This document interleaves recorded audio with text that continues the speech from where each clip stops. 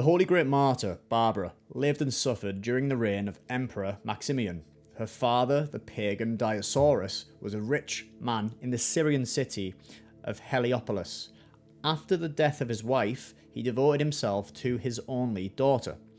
Seeing Barbara's extraordinary beauty, Dioscorus decided to hide her from the eyes of strangers. Therefore, he built a tower for Barbara, where only her pagan teachers were allowed to see her. From the tower, there was a view of hills stretching into the distance.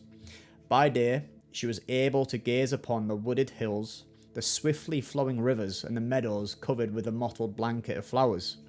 By night, the harmonious and majestic vault of the heavens twinkled and provided a spectacle of inexpressible beauty.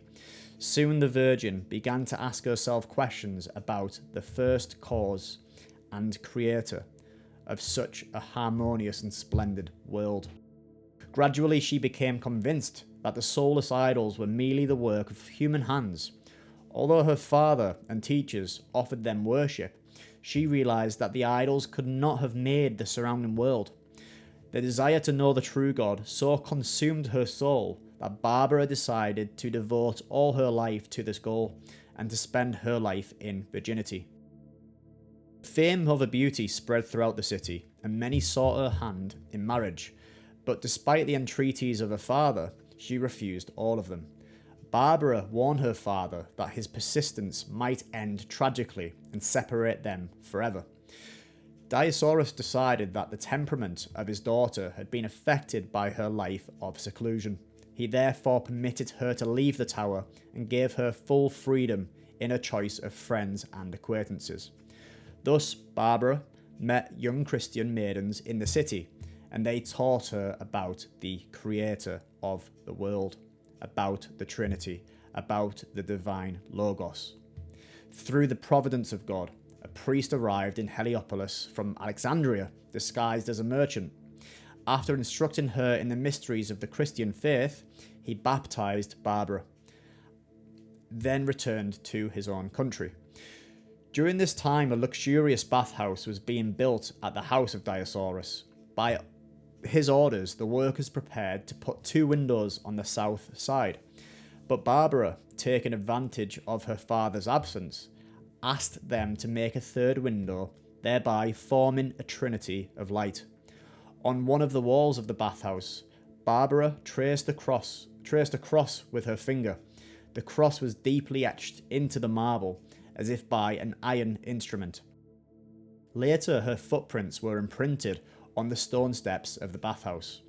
The water of the bathhouse had great healing power. Saint Simeon Metaphrats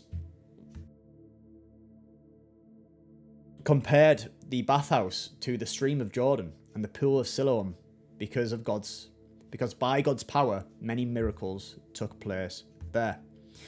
When Dioscorus returned and expressed dissatisfaction about the change in his building plans, his daughter told him about how she had come to know the triune God, about the saving power of the Son of God, and about the futility of worshipping idols. Dioscorus went into a rage, grabbed a sword, and was on the point of striking her with it. The Holy Virgin fled from her father, and he rushed after her in pursuit. His way became blocked by a hill, which opened up and concealed the saint. On the other side of the hill was an entrance leading upwards. Saint Barbara managed then to conceal herself in a cave on the opposite slope of the hill. After a long and fruitless search for his daughter, Dioscorus saw 2 shepherds on the hill. One of them showed him the cave where the saint had hidden. Dioscorus beat his daughter terribly, and then placed her under guard and tried to wear her down with hunger. Finally, he handed her over to the prefect of the city. They beat Saint Barbara fiercely. They struck her with rawhide and rubbed her wounds with haircloth to increase her pain. By night, Saint Barbara prayed fervently to her heavenly bridegroom, and the Saviour himself appeared and healed her wounds. Then they subjected the saint to new and even more frightful torments. In the crowd where the martyr was tortured was the virtuous Christian woman Juliana, an inhabitant of Heliopolis. Her heart was filled with sympathy for the voluntary martyrdom of the beautiful maiden. Juliana also wanted to suffer for Christ. She began to denounce the torturers in a loud voice, and they seized her. Both martyrs were tortured for a long time. Their bodies were raked and wounded with hooks, and then they were led naked through the city amidst derision and jeers. Through the prayers of Saint Barbara, the Lord sent an angel who covered the nakedness of the holy martyrs with a splendid robe. Then the steadfast confessors of Christ, Saint Barbara and Juliana, were beheaded. Dioscorus himself executed Saint Barbara. The wrath of God was not slow to punish both torturers, Martianus and Dioscorus. They were killed after being struck by lightning.